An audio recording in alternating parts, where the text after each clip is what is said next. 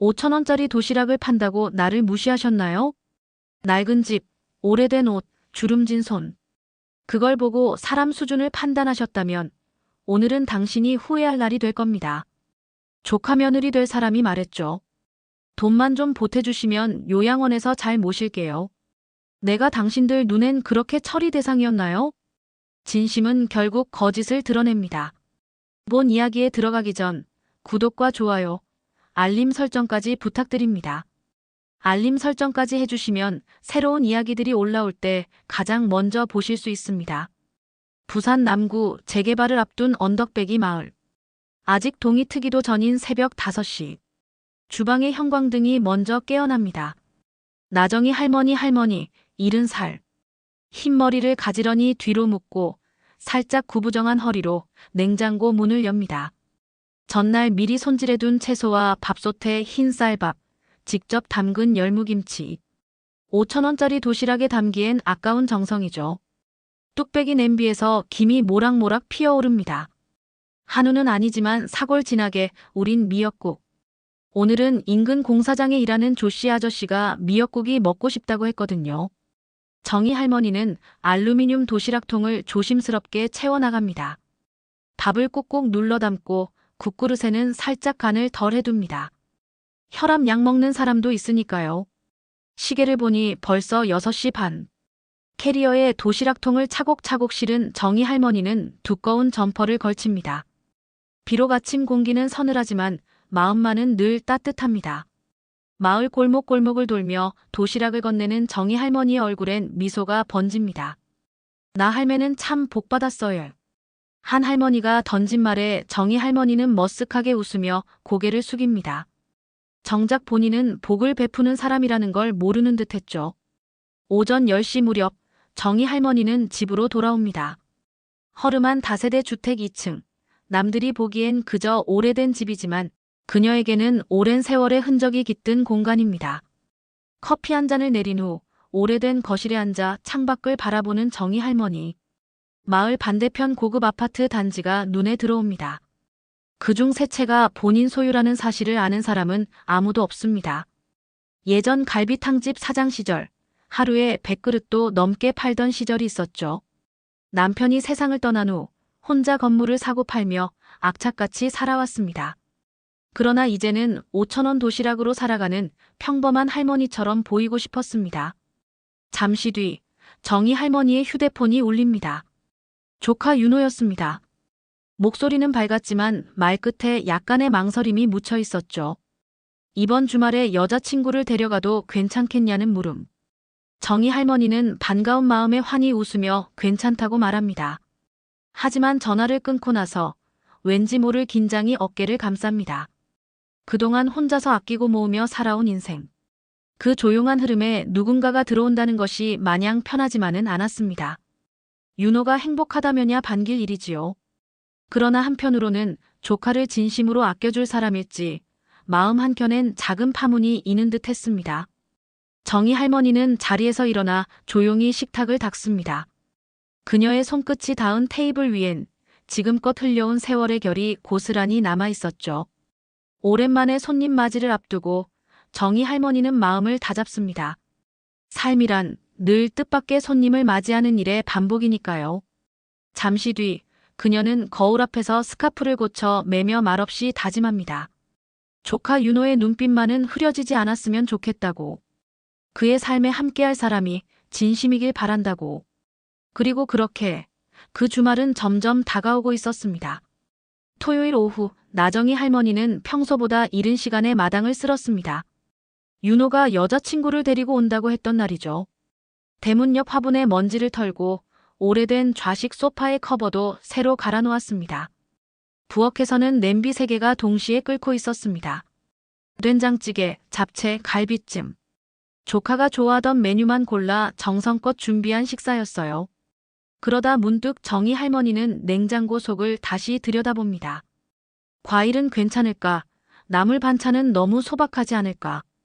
괜찮다고 스스로를 다독이면서도 마음속엔 자꾸만 손이 가는 것들이 있었습니다. 오후 5시를 조금 넘긴 무렵 현관 초인종이 울렸습니다. 정희 할머니의 심장이 톡 하고 튕겨오릅니다. 현관문을 열자마자 환하게 웃는 윤호가 먼저 눈에 들어왔습니다. 그 옆엔 단정한 셔츠와 아이보리색 롱스커트를 입은 여성이 서 있었습니다. 정희 할머니는 다정한 미소로 맞이합니다. 어서 와요. 멀리 오느라 고생했죠. 여자친구 영희는 약간 긴장한 얼굴로 인사를 합니다. 처음 뵙겠습니다. 윤호한테 얘기 많이 들었어요. 정희 할머니는 영희의 눈을 조심스레 살펴봅니다. 겉으로는 공손하고 단정했지만 그 눈빛엔 미세한 평가의 흔적이 스치고 있었죠. 거실로 들어온 영희는 잠시 눈길을 주며 집안을 훑습니다. 벽에 걸린 오래된 액자, 약간 벗겨진 장판, 오래된 장식장. 아늑하네요. 정이 느껴져요. 영희는 그렇게 말했지만 말끝엔 어딘가 거리감이 섞여 있었습니다. 정희 할머니는 그 모든 것을 알아차렸지만 모른 척 고개를 끄덕입니다. 식사가 시작되자 정희 할머니는 갈비찜을 영희 쪽으로 더 챙깁니다. 이건 윤호가 어릴 적부터 좋아하던 반찬이에요. 영희 씨 입맛엔 맞을지 모르겠네요. 영희는 살짝 웃으며 고개를 끄덕입니다. 맛있어요. 직접 다 하신 거예요? 예전엔 갈비탕집을 했었거든요. 손님들 입맛 까다로웠죠. 아, 그러셨구나. 지금은 그냥 소일 삼아 도시락 몇 개 팔고 있어요. 많이 팔지는 못하고 거의 그냥 주는 셈이죠. 정희 할머니는 담담히 말합니다. 영희의 눈에 스치는 그 찰나의 변화. 짧은 침묵 뒤 그녀는 정말 대단하시네요 라고 말하지만 어딘지 모르게 건조한 반응이었습니다. 윤호는 어머니처럼 존경한다고 말하며 정희 할머니를 바라보지만 영희는 그 말에도 미묘한 표정을 지어 보입니다. 식사 후 윤호가 화장실에 들어간 사이 영희는 잠시 거실에서 홀로 서서 사진 액자를 바라봅니다. 사진 속 젊은 시절의 정희 할머니와 어린 윤호. 옅은 미소를 짓던 그 얼굴에 영희는 무심하게 말합니다. 지금은 조금 불편하시겠어요? 혼자 계신 시간이 많으시죠? 정희 할머니는 천천히 고개를 끄덕입니다. 네. 익숙해졌어요. 덜 외롭고 덜 번거롭기도 해요. 그 순간 영희의 눈빛이 살짝 흔들립니다. 하지만 금세 다시 밝은 미소로 덮어버립니다. 윤호가 돌아오자 영희는 그를 향해 손을 뻗으며 웃습니다. 우리 조카는 참 좋은 사람이에요. 그 곁에 누가 있을 자격이 있는지 정희 할머니는 속으로 생각합니다. 이 방문이 지나가면 판단할 수 있겠죠. 정희 할머니는 커피잔을 조용히 내려놓으며 창밖을 바라봅니다. 해는 이미 기울어가고 있었습니다. 그리고 그녀의 마음에도 기분 좋지 않은 그림자가 함께 드리워지고 있었죠. 늦은 오후 따스한 햇살이 골목 담벼락 위로 길게 들이우던 시간. 나정희 할머니는 여느 때처럼 마당 빨랫줄에 수건을 널고 있었습니다. 그 순간 초인종 소리가 정적을 깨뜨렸습니다. 띵동. 문을 열자 영희가 혼자 서 있었습니다. 화장은 평소보다 진했고 손에는 작은 쇼핑백이 들려 있었습니다. 할머니, 혹시 잠깐 뵐 수 있을까요? 정희 할머니는 표정을 흐트러뜨리지 않은 채 고개를 끄덕입니다. 들어와요. 날씨가 좀 싸늘하네요. 거실에 마주 앉은 둘 사이엔 묘한 공기가 흘렀습니다. 영희는 먼저 입을 열지 못하고 커피잔을 손으로 매만졌죠. 정희 할머니는 조용히 물었습니다. 무슨 일인가요? 윤호는 안 왔네요. 영희는 웃는 듯 말합니다. 네. 오늘은 제가 따로 할머니께 말씀드리고 싶은 게 있어서요. 잠시 숨을 고른 영희는 곧 조심스럽게 말을 이었습니다. 사실 결혼 준비하면서 많이 생각해봤어요. 윤호 씨가 바쁘고 저도 직장 다니면서 살림하려면 여유가 없을 것 같아서요. 정희 할머니는 조용히 고개를 끄덕입니다. 그래서요? 영희는 잠시 주춤하다가 낮은 목소리로 말했습니다. 혹시 부담스러우시지 않다면 결혼 자금에 조금만 보태주실 수 있을까요? 그러면 저희가 요양원 좋은 곳으로 알아봐서 할머니도 편하게 모실 수 있어요. 순간 정희 할머니의 손이 멈췄습니다. 미소도 눈빛도 차분했지만 가슴 언저리가 뜨겁게 조여오는 걸 느꼈죠. 영희는 모른 채 말을 이어갑니다. 요즘은 요양원 시설도 잘 돼 있고 병원도 같이 붙어 있어서 할머니께도 오히려 더 좋을 수 있을 것 같아요. 저희가 자주 찾아뵙고 잘 챙길게요. 그 말에 정희 할머니는 손에 쥐고 있던 찻잔을 조심스럽게 내려놓았습니다. 요양원이라. 짧게 읊조린 정희 할머니는 영희의 얼굴을 가만히 바라보았습니다. 그 눈동자엔 걱정보다는 정리된 계산이, 배려보다는 거리두기가 담겨 있었죠. 정희 할머니는 부드러운 목소리로 대답합니다. 고마워요. 나 생각해줘서. 근데 내 나이에 요양원 들어가서 살아남는 사람 많지 않아요. 낯선 곳에서 하루하루 죽은 듯이 지내는 거, 그게 편한 건 아니죠. 영희는 당황한 듯 고개를 끄덕입니다. 아, 그런 뜻은 아니고요. 그냥 혹시 몰라서요. 정희 할머니는 다시 찻잔을 들며 담담히 웃습니다. 알아요. 그 마음. 그러나 그 미소 뒤엔 피부치처럼 아꼈던 윤호의 사랑이 향하고 있는 사람이. 이런 말을 아무렇지 않게 꺼낸다는 사실에 가슴이 서서히 저려오고 있었습니다. 그날 밤 영희가 돌아간 뒤 정희 할머니는 마루에 앉아 한참 동안 하늘을 올려다봤습니다. 달빛 아래 그녀의 입술은 아무 말도 하지 않았지만 그 눈가에는 오래 묵힌 서운함과 서글픔이 번지고 있었습니다. 그녀는 그날 처음으로 마음속 깊이 묻습니다. 과연 저 아이가 윤호를 진심으로 사랑하는 걸까? 다음 날 새벽 정희 할머니는 부엌 식탁에 오래된 장부를 꺼내 펼쳐놓았습니다. 펜 끝은 멈춰 있었고 그녀의 시선은 숫자가 가득한 페이지 한 귀퉁이에서 멎어 있었습니다. 그곳엔 손글씨로 이렇게 적혀 있었습니다. 5,000원, 5,000원 하루 10그릇 목표. 그녀는 작게 한숨을 내쉬며 속으로 중얼입니다. 그깟 5,000원이 사람 마음을 이렇게도 무겁게 만들다니. 마당 너머로 새벽 공기가 스며들었고 식탁 위 낡은 전등은 희미한 빛을 토해냈습니다. 정희 할머니는 조심스럽게 서랍장을 열어 숨겨두었던 또 다른 장부 한 권을 꺼냅니다. 그것은 오래전부터 적어온 진짜 가계부였습니다. 거기엔 갈비탕집 시절 수익, 부동산 관리 내역, 주식 배당금까지 정리되어 있었죠. 정희 할머니는 그것을 손끝으로 천천히 쓰다듬으며 생각에 잠깁니다. 며칠 전 영희가 꺼낸 요양원이라는 말. 정희 할머니의 마음 깊은 곳을 찌른 그 단어는 지금도 귓가를 맴돌고 있었습니다. 그녀는 조용히 일어나 거실 중앙으로 걸음을 옮깁니다. 작은 탁자 위 장부와 통장을 일부러 펼쳐놓습니다. 하지만 숫자는 다 지운 복사본. 빈칸으로 채운 가짜 통장이었죠. 이제부터는 내 차례예요. 그 아이가 뭘 원하는지 내가 직접 확인해야겠어요. 정희 할머니는 고요히 창밖을 바라보다가 서서히 입꼬리를 올립니다. 그 미소는 따뜻하기보다는 결연했습니다. 오전이 조금 지나고 윤호가 집에 들렀습니다. 그는 주방으로 들어와 채소를 정리하던 정희 할머니를 향해 말합니다. 고모, 요즘 얼굴이 좀 피곤해 보여요. 무리하시는 거 아니에요? 정희 할머니는 웃으며 고개를 젓습니다. 괜찮아. 요즘엔 도시락 주문이 하나씩 늘고 있어서 오히려 힘이 나. 윤호는 그 말에 안도하며 잠시 머무시다 말을 꺼냅니다. 사실 영희가 고모 댁에 자주 들르겠다고 하더라고요. 더 가까이 지내고 싶다고. 정희 할머니는 말없이 고개를 끄덕입니다. 그래. 환영이야. 가깝게 지내보면 진심이 보이기도 하지. 윤호는 그녀의 눈빛에서 무언가 낯선 기색을 느꼈지만 깊이 묻지 않았습니다. 정희 할머니는 그저 무심하게 웃으며 장부를 덮습니다. 가끔 있잖아.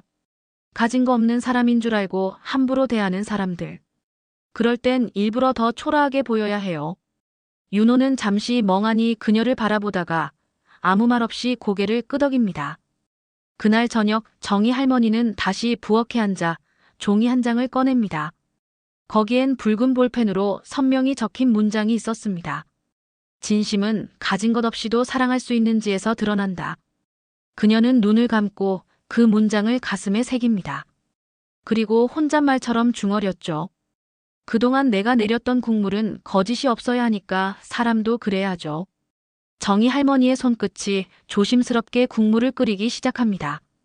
이제 그녀의 연극이 시작될 시간이었습니다. 다음 날 새벽 나정희 할머니는 자명종 소리도 듣지 못한 채 잠에서 깨어났습니다. 창밖은 아직 어둠이 머물러 있었고 거실은 고요했습니다. 하지만 그녀의 마음만은 들뜬 불빛처럼 깨어 있었죠. 오늘은 결정적인 하루가 될 예정이었습니다. 그녀의 오랜 검소함이라는 무대 위에서 영희가 과연 어떤 연기를 보여줄지 확인해야 했으니까요. 정희 할머니는 천천히 걸음을 옮겨 거실 중앙 탁자 서랍을 엽니다. 그 안에는 오래전 남편이 남겨준 부동산 서류 뭉치와 주식 명세서, 그리고 그녀의 진짜 재산이 적힌 통장이 고스란히 담겨 있었죠. 서류를 꺼내 정갈히 정리해 탁자 위에 펼쳐놓습니다. 오래된 가죽 서류 가방에 절반쯤 넣은 채 일부러 덜 닫힌 상태로 두었죠. 눈치 빠른 사람이라면 누구든 보게 될 배치였습니다. 그리고 조용히 혼잣말을 뱉습니다. 이젠 알아야 해요. 저 아이가 윤호를 진심으로 아끼는지 아니면 숫자만 보는지. 정희 할머니는 정갈한 옷으로 갈아입은 후 부엌으로 향합니다. 윤호와 영희가 방문하기 전 평소처럼 도시락을 준비했습니다. 하지만 오늘은 유난히 정성이 들어간 반찬이었죠. 마치 오래전 갈비탕집 시절 VIP 손님을 맞이하듯 말입니다. 점심이 가까워질 무렵 초인종이 울립니다. 현관을 열자 윤호와 영희가 나란히 서 있었습니다. 윤호는 피곤한 얼굴에 억지 웃음을 띠고 있었고 영희는 평소보다 더 화려한 옷차림이었습니다. 정희 할머니는 웃으며 맞이합니다. 어서 와요. 날씨가 많이 풀렸죠? 네, 할머니. 잘 지내셨어요? 영희는 환하게 웃었지만 그 눈빛은 익숙한 계산기를 켠 듯 차분했습니다. 거실에 앉자마자 그녀의 눈은 서류 가방 쪽으로 미묘하게 움직였습니다. 정희 할머니는 그 시선을 못 본 척하며 주방으로 향합니다. 그녀는 윤호를 부릅니다. 윤호야, 냉장고에서 포도 좀 꺼내다 줄래? 제일 아래 칸에 있을 거야. 윤호가 자리를 비운 사이 거실에는 정희 할머니와 영희만 남았습니다. 영희는 잠시 머뭇거리다 자연스러운 듯 다가옵니다. 그리고 탁자 위에 서류 가방을 내려다봅니다. 그 순간 영희의 눈빛이 아주 살짝 흔들렸습니다. 할머니, 이건? 정희 할머니는 모른 척합니다. 응? 아, 그냥 옛날 서류예요. 정리하려고 꺼내뒀죠. 부동산 서류 같은데요. 주소가 강서구네요. 영희의 목소리는 부드러웠지만 끝자락에 감춰진 호기심은 숨기지 못했습니다. 정희 할머니는 조용히 대답합니다. 예전에 남편이 남긴 거예요. 지금은 다 잊은 줄 알았는데. 영희는 조심스럽게 말을 잇습니다. 윤호 씨는 이거 아나요? 정희 할머니는 미소를 머금은 채 고개를 젓습니다. 그 아이한테는 아직 말 안 했어요. 괜히 기대하게 될까 봐요. 그 순간 영희의 표정이 달라졌습니다. 눈빛은 한층 부드러워졌고 말투는 놀랄 만큼 다정해졌습니다. 할머니, 저 사실 윤호 씨랑 결혼하면 함께 살고 싶었어요. 요양원 같은 데는 너무 외로우실 테니까요. 정희 할머니는 그 말에 잠시 눈을 깜빡입니다.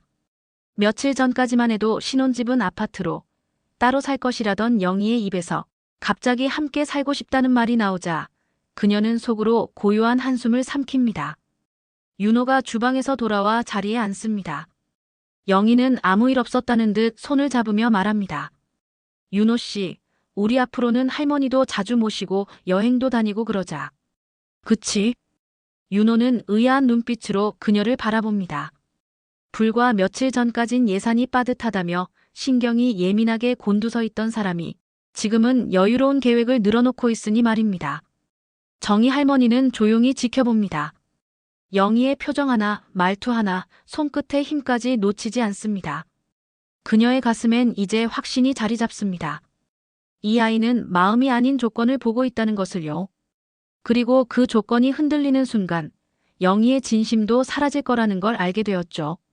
그날 밤 정희 할머니는 다시 서류들을 정리해 서랍 속 깊숙이 넣습니다. 더는 보여줄 필요가 없었습니다. 이제 윤호가 알아야 할 차례였습니다. 그의 사랑이 어디를 향하고 있는지, 누구를 위한 것인지, 그리고 그 사랑이 과연 보호받을 가치가 있는 것인지. 정희 할머니의 마지막 계획은 이제 곧 시작될 준비를 마쳤습니다. 다음 날 저녁 나정희 할머니는 작은 서랍을 열어 손때 묻은 앨범 한 권을 꺼냈습니다. 사진 속 어릴 적 윤호가 세발 자전거를 타며 활짝 웃고 있었습니다. 그녀는 사진을 천천히 넘기며 중얼거립니다. 저 아이가 이렇게 자랄 때까지 참 많은 걸 감췄네요. 윤호가 퇴근 후 들르겠다는 연락이 왔습니다. 정희 할머니는 거실을 정돈하며 잠시 서류 가방 위에 다시 시선을 둡니다. 지난번 영희가 다녀간 후의 변화는 너무도 극적이었죠. 윤호 앞에서 그녀는 이상적인 며느리가 되어 있었습니다. 그러나 정희 할머니는 알고 있었습니다. 그것이 연극이라는 사실을요. 문이 열리고 윤호가 들어섭니다. 넥타이는 풀어졌고 얼굴엔 깊은 피로가 서려 있었습니다. 고모, 오늘도 도시락 많이 팔았어요? 정희 할머니는 웃으며 고개를 젓습니다. 아니, 요즘 날이 더워서 그런가 2개밖에 못 팔았네.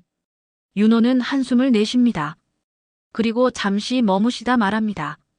고모 혹시 결혼 자금이나 뭐 그런 걸로 내가 고모가 한 걸로 해서 좀 더 드릴까요?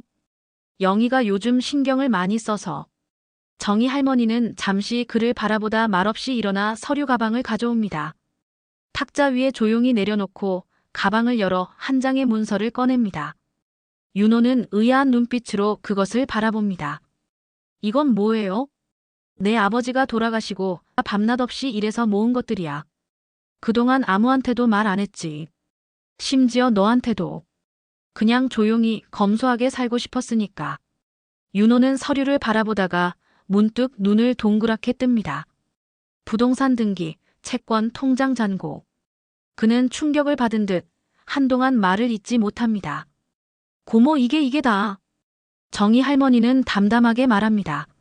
그래. 이 집도 저 건물도 다 내 거야. 때가 되면 너에게 일부 물려주려고 생각했어. 그러나 그 전에 그저 내가 진심을 볼 줄 아는 사람이 되길 바랐지. 윤호는 말없이 고개를 숙입니다. 그의 어깨가 떨리는 것이 보입니다. 정희 할머니는 이어 말합니다. 영희는 그걸 알게 된 순간 태도가 달라졌어. 이젠 같이 살고 싶다고 하고 여행도 가자고 하고. 윤호야, 그 아이가 널 사랑하는 게 맞을까? 윤호는 천천히 고개를 듭니다. 눈가에 맺힌 눈물이 결국 턱 밑으로 흘러내립니다. 저 몰랐어요. 그냥 영희가 힘들어하는 게 제 탓인 줄 알았고 내가 더 잘하면 되는 줄 알았어요. 정희 할머니는 윤호의 손등 위에 조심스레 손을 올립니다. 사람은 진심을 시험해보는 순간이 온단다. 가진 것 없이도 너를 아껴줄 수 있는 사람인지. 그걸 알아야 평생을 맡길 수 있지. 윤호는 입술을 꼭 깨물며 고개를 끄덕입니다. 눈물은 멈추지 않았고 두 손은 서로를 꼭 붙잡고 있었습니다. 그날 밤 윤호는 정희 할머니의 집을 나서지 못했습니다. 어릴 적처럼 고모의 어깨에 머리를 기대고 말없이 앉아 있었습니다. 그리고 그녀는 조용히 속삭였죠. 이제 내가 선택할 시간이야. 진심을 볼 수 있을지 고모는 널 믿는단다. 창밖에는 어둠이 내려앉았고 작은 전등 아래 두 사람의 그림자가 하나로 겹쳐졌습니다. 윤호의 어깨는 아직 떨리고 있었지만 눈빛엔 단단한 무언가가 조금씩 피어나고 있었죠. 그날 이후 며칠이 지났습니다.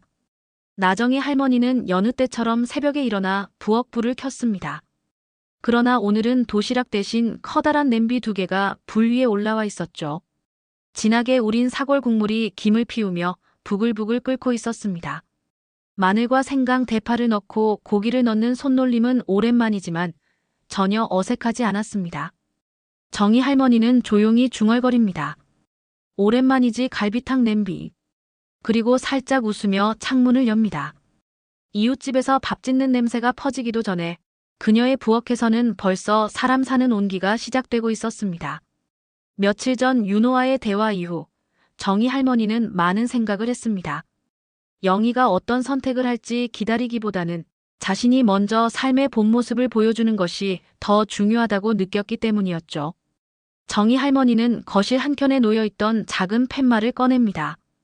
정희 할머니네 갈비탕 하루 20그릇, 따뜻한 마음과 함께합니다.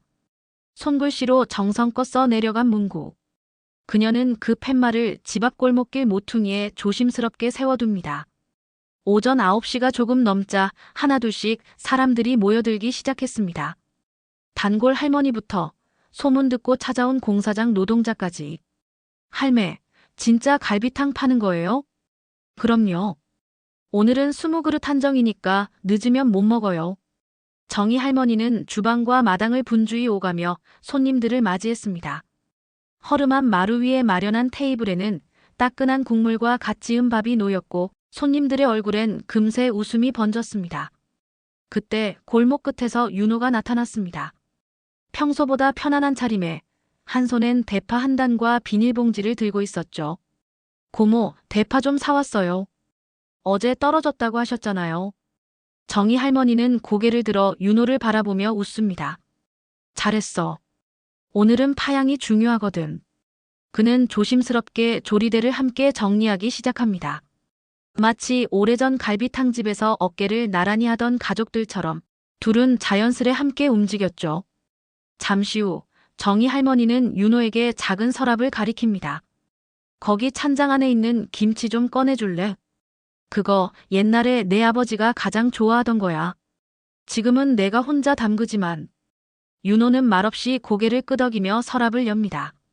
그의 눈에 잠시 눈물이 고이지만 이번엔 흘리지 않았습니다.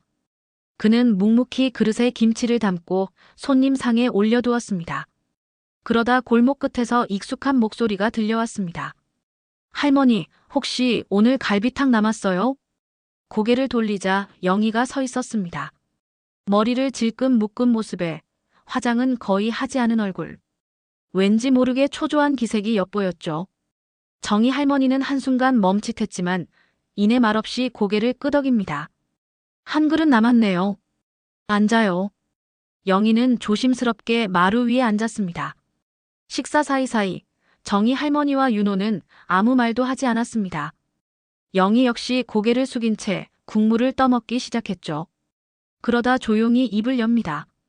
할머니 죄송해요. 전부 제 자신을 위한 생각이었어요. 윤호한테 그리고 할머니께도.